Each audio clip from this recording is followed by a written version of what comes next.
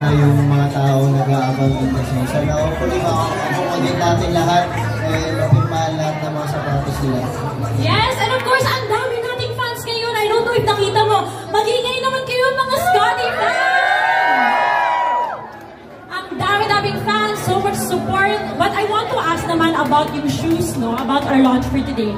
Yung ST3 Legacy ba, is there a story behind it? Of course, itong shoes ko na to talagang that's why tinawag namin Legacy kasi ito yung storya na paano ako nagsimula. So from zero hanggang ngayon, nandito ako ngayon. So I think more on life story ko kung paano ako nagsimula itong sapatos na to. So narinig niyo yun, it's really about his life story from the ground up and his basketball career. Thank you so much. I have one last thing to ask from you. Do you have a message for your fans here at Trinoma? Sa lahat ng mga pumunta dito, maraming salamat sa nagabang, sa mga pumila. Of course, thank you sa walang sawang suporta sa Word Balance, sa ST line na shoes, and of course, mga kabarangay ko sa Hinebra. Maraming salamat. Magkita-kita po tayo lahat sa mga games, and sana suot nyo lahat yung mga sapatos sa mga games.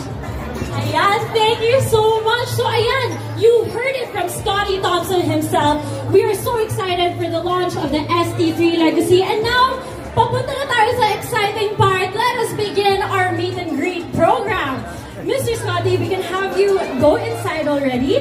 And for here, we would like to advise our customers to please fall in line properly sa waiting area. At huwag pong magtutulakan. We will go per batch with 5 people at a time for the meet and greet inside the World Balance Trinoma store. And our staff will assist you. We will have an opportunity to get your photos inside and your shoes signed by Scotty Thompson himself. So please, let us line up and let us get ready for our meet and greet.